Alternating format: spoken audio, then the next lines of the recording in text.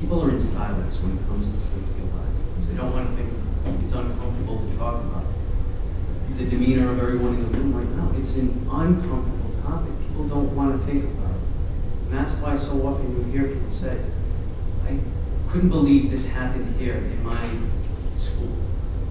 So one of the things that we really want to get people to do is to continue to have these uncomfortable types of conversations. People need to talk. And what you'll find is that when you get experts that are working on it individually or in their groups, you need to bring these groups together. Everybody here has an important role in keeping schools safe, in preventing crisis, and dealing with crisis when they occur. And that was the intent of our panel, was to get everybody talk about what's going on and what we can do to continue the conversation.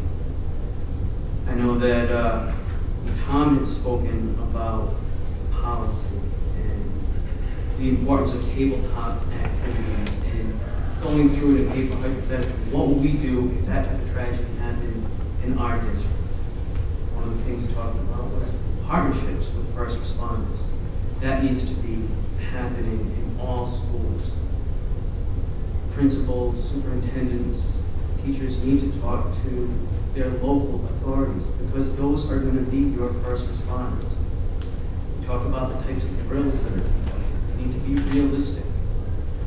When I was doing my research on school safety and I conducted interviews and I did surveys of all the principals around, the biggest impact on me personally was when I trained with a SWAT team in a school and we actually practiced an active shooter drill. And I started off as an observer. I went to being a hostage and to the point where I was the active shooter. And the scenarios that we played out, I had a, similar to, I had a gun. And I was actually in a scenario where I took somebody hostage and I had to go from one room to another and the police trained on me. And out of the years of research, the hundreds of articles I had read, I came back and I looked at school safety in such a different way. I went back to my own school plans and said, this was theory. Now that I see it through the eyes of actual application, all of this stuff is irrelevant. We need to, I just wish that more principals, more educators could see school safety through the eyes of first responders. Closing shades during an active shooter or sliding a car, those things are not going to happen. And you wouldn't realize that unless you were involved in these types of conversations. And again, they're uncomfortable conversations, but as educators, we are ultimately responsible. You ask any parent, what do you want most when your child goes to school? Would you prefer that they get a high quality education or that they come home safe? Of course they're going to say that they come home safe. A lot of the tragedies that we see in schools have happened in high quality schools. Sandy Hook, Columbine, these are the types of places that were high performing schools. And now it is an indelible mark in all of our minds what Columbine means, what Sandy Hook means. So for us to know about it and experience it through media, to imagine what it's like for the families of these communities, for the students of these communities, that we know the psychological impacts are everlasting, that it will never be something that is repaired. It will never be something where people will be made whole from it. So what can we do as professionals, as educators, as first responders? What can we take from this? The lessons learned. The lessons learned from this are that we need to continue the conversation. We need to stay relevant with these types of things and not have such a short institutional memory where it is so uncomfortable that we want to get past it. We want to brush it over. All right, that was just something that happened. We don't want to think about it happening again. Well, that happened, 4 states over. So really, it's not going to happen here. It's not going to happen here because you don't want it to happen. One of the things you need to do, that you need to be responsible for, is to make sure that if something like this does happen, when a parent comes to you and says, well, what did you do about this? What type of plans did you have in place? What did you do to keep my child safe? You're going to be held accountable for those answers. So we need to make those types of decisions. We need to have those types of conversations. At this point, I'd like to open it up to the audience. Does anyone have a question or comment? Feel free. A while back, I was a principal at an alternative school in South Central LA. And most of the kids that I worked with were fairly traumatized. They were very fragile kids. They were also the most dangerous kids.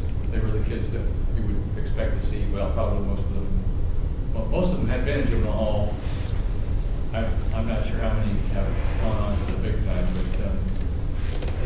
but one thing that I did a lot of was work with the teachers to make sure that they understood how to identify and work with the students. And essentially, we had to keep the lid on it. And I'm just curious, to what extent are we training teachers to identify and understand and work with these kinds of kids? I mean, the kid from Sandy Hook, the kids from Columbine, these are fragile kids. These were not kids that were together kinds of individuals. And I'm just curious because there's lots of things you could do to help teachers work with these kinds of things. On a school district basis, we do have training with our mental health professionals with a full session at the beginning of each school year, not just with our teachers, but with our custodial staff, with our bus drivers. I did a presentation with our bus drivers. Anybody that knows kids, but what you're really talking about is, do we know our kids? Do we know who they are? Do they know? It's more than just knowing the kids. I mean, it's knowing how to interact with them in a way that will allow them or help them understand themselves. Yeah, absolutely. You're absolutely right, and that's what makes teaching a really difficult job description. The idea of teaching English is also teaching about how to be a human being, and we ask an awful lot of our professionals because you're right.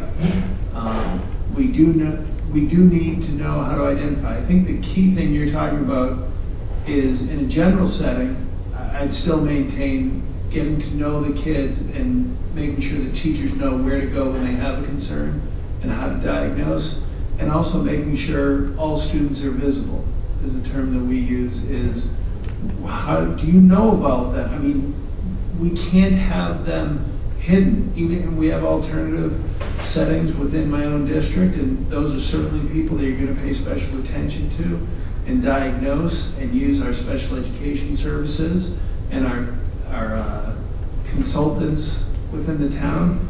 And this is where we get to the question of mental health in our society also.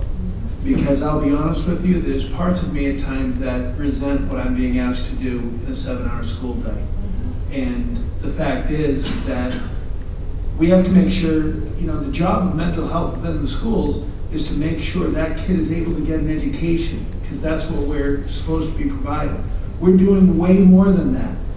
And there's not a weekend that goes by now that I don't get a message on my cell phone about another call for mobile crisis, where I have one of my social workers that's been called into school, or that the kid has contacted. We have 10,000 kids. It happens every single weekend. Nobody hears about it because there's success stories where the kid survives and that child doesn't commit suicide.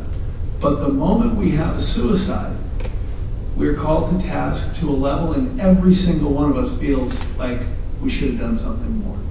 Especially those people that did intervene and they beat themselves up over they didn't do enough. So, I mean, I certainly think that the schools bear a heavy burden of their responsibility, but I'd like society to acknowledge their part too. If I might address your comment, schools have become incredibly data-driven. And much of the data collection has to do with interventions relative to achievement. Because in addition to Sandy Hook, of course, we have an enormous achievement gap in the state of Connecticut. But in that data-driven environment that practitioners find themselves in, there is also the beginnings of a movement to develop data points about behavior and to track behavior. Now, there are some people who are uncomfortable with this, but to the extent that it could help us in our predictive capacities to identify someone before they become an issue in a school building, I would simply offer the assurance that that is how and where Connecticut is moving currently. Anyone else have a comment or question? Is there ever a concern with making a lot of these plans so public? Like, everybody knows when there's a fire and what happens in the school. So is there ever any consideration as to somebody's knowledge of that being used or not being? Yeah, as far as the school goes, that's one of the things I have to present in front of the board every 6 months about school security. And I'm the Board of Education that believes in transparency, and I've pushed back and say, I'm not going to let you know what all of our evacuation points are. I'm not going to let you know what the route would necessarily be. I'm not going to let you know the location of every panic button and how much we post, and to let parents know we're doing things. I mean, it comes to an element of public trust, which I really need to build up that equity so that you believe that we're doing all that we can do, because there's some things I have to say, you have to trust that we're doing it. It's a constant worry for me that we want everything put on the internet. Well, I don't necessarily want the floor plans of every building on the internet. You know? As a first responder, police department, we also didn't want the general public to know how we would respond, what entrance we would come in, we would start where we would meet somebody, what radio frequency we would communicate on with the school personnel, because of that very reason. Now, having kids in the school now, in high school myself, I know everything happening in school because they have chat boxes and phones and Mom, Dad, this is the, I tell you everything. So I think parents can be informed in that respect. So the non-school committee people may not be aware. Those are the ones that have no business being in the school. But the parents of the children can certainly ask their own kids, because kids know everything that's in, what happens in the school, whether it's a fire alarm or intruder drill or whatever, and they'll talk about it. And the schools are pretty good about communicating to parents if there was a drill that day. This is the reason for it. Generally, either in a robocall to a home or a letter to home to the students, in my experience. Yes. The first speaker, and your name, Tom? Tom. Yeah. One of the things that resonated with me is what you said that you did with your school and your police force after the Sandy Hook shooting, that you kind of tracked where the officers were, how many would. Yeah. What did you learn from that data? I was stunned by how comforted I was. That's what I mean. Yeah, I mean, realistically. Apparently, as an educator and the all Yeah, and that's what I always say when I present to my town community. I have 2 kids in those schools. My wife's a teacher in those schools. So my whole family depends on this. And I live in a community that has a police force, and I think Kevin would agree with his experience. West Hartford Police Force is exceptionally well funded, well trained, and well maintained. And the equipment that they have in each cruiser now so that they can respond, that's something they've made me privy to help me to understand it. One other thing that I didn't mention that we did, and Kevin made me think when he was talking about it, is each principal then did a walkthrough this summer with a school resource officer trained in school walkthroughs, because our lockdown plans were kind of, this is a lockdown plan. But actually looking at, well, all we have here is a half wall. Is that really